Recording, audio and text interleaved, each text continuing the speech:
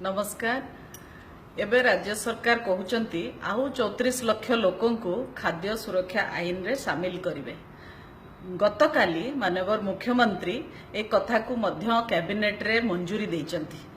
अवश्य राज्य कैबिनेट बोली किछि नाही, गणतंत्र को हत्या करिथिबा लोक एबे कहउचंती जे कैबिनेट रे ताको पास करूचंती बोली, जोठी जनतांकर मतर कोनोसी माने नाही, जोठी तृतीय महलार अधिकारी मानक कथारे कैबिनेट रे मंजूरी दिया होउची, सेठी पुणी कैबिनेट र कथा कहिकरी ओडिसावासी को न भंडेले भल।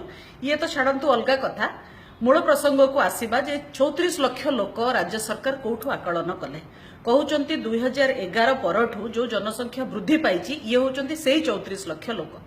आगे जनसंख्यार आकलन करने दायित्व होउची सेंसस ऑफ इंडिया रो, राज्य सरकार नुह। आ राज्य सरकार पाखरे सेमती किछि माध्यम बा साधन नाही जो थरे से जानि परिबे जे केतिकी संख्या बढ़ी, एक्जाक्टली केते बढ़ी।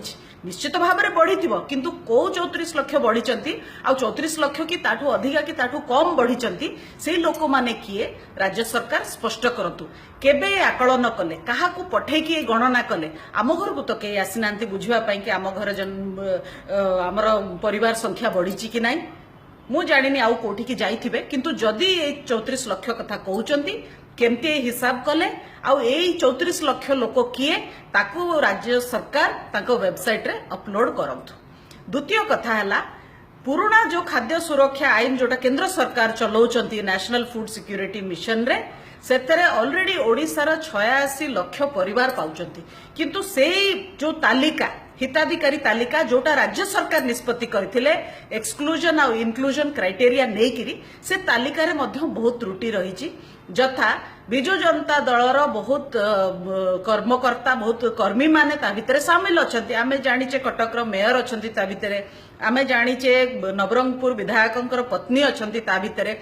ए सब लोकंकर संख्या केते पुराना तालिका रे ए सब लोकंकर संख्या केते? मोर संदेह होची 30 40 50 लाख लोक निश्चित भाव में ता भितरे थिबे।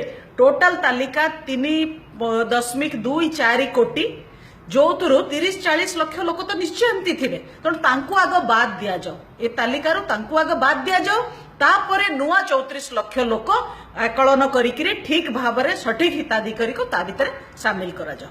द्वितीय सबुठु बड़ कथा हैला 34 लाख लोकों को 7 किलो चाउल प्रति मास दबा कि वर्षे पाई राज्य सरकार को पाखापाखी 900 कोटी टंका खर्च करिया पड़िबो। ये पैसा कोठू आसीबो? राज्य सरकार तो निजस्व आय सेमती किछि नाही। मोर मन रो संदेह आसुची जे राज्यर जो रेवेन्यू सरप्लस अच्छी ये राज्य सरकार ताकू ही खर्च करदेवे, ए काम रे लगेकिरी ए काम रे लगे खर्च करदेवे। आउ वर्षे पर तो निर्वाचन अच्छी, निर्वाचन बेलू को राज्यर अर्थनीति पूरा देवालिया हो जाइथिबो, आउ पूरा सर्वस्वांत हो जाइथिबो ए राज्यर अर्थनीतिक परिस्थिति। तृतीय कथा हैला चाउल। 34 लाख लोकों को चाउल दबा कि प्रति मास 7 किलो चाउल हिसाब रे प्राय आकलन करा जाउची 3 लाख मेट्रिक टन चाउल आवश्यक। एबे जाके खरीफ चाउलर प्रोक्योरमेंट हेई नाही। आउ रबी चाउलटा केंद्रीय पीडीएस जो केंद्रीय खाद्य सुरक्षा योजना ता पाई कि राज्य सरकार ऑलरेडी प्रोक्योर करी देइचंती, आमदानी करी देइचंती, सी भी को काम रे लागिबनी। तो आपन को पाखरे चाउल काहे 3 लाख मेट्रिक टन चाउल आपन को पाखरे काहे जोटा आपन को 34 लाख लोकों को देबे बेली आपन कहउचंती? एभली किछि भंडेला भलिया स्वप्न देखेला भलिया कथा राज्य सरकार कहिकिरी ओडिया लोकों को भंडेबा को चेष्टा करचंती। गतकाली मु गणमाध्यम रे सुनुतली राज्य सरकार कहले तांकर मुख्यमंत्री निजस्व पांठी रो 220 कोटी टंका देबे ए खाद्य सुरक्षा योजना पई। आगे 220 कोटी टंका रे कोन हबो? वर्षे पई आपन को दरकार 900 कोटी टंका।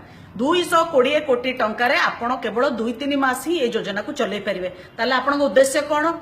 2-3 मास चलेबा ना वर्षे पई चलेबा? 3-4 वर्ष ये कंटिन्यू करिवो ए प्रोसेस? कोन आपणकर योजना? आपण ये 2-3 मास निर्वाचन आगु किछि 8 मास देकिरी ओडिया लोकों को भंडेबा को चेष्टा करूनाती तो?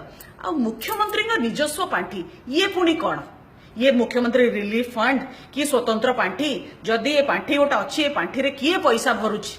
ए पांठी को पैसा आसिला कोठू तार सोर्स कौन ये सबू कथा राज्य सरकार माननीय मुख्यमंत्री नवीन पट्टनायक जनसाधारण का आगे स्पष्ट करवा दरकार 19 वर्ष हम आप स्वप्न देखे आसी केते स्वप्न आप पूरण कर जाचु तथापि आम आशा करुचु जे आउ नुआ स्वप्न आज्ञा न देखांतु ज्योति की प्रतिश्रुति एवं जाके दे आसी 4 निर्वाचन इस्तिहार रे ताकू आपण पूरण करंतु ये जो नुआ योजना ये स्पष्ट भाव में ओडिया लोकन को भंडेला सर्वस्व।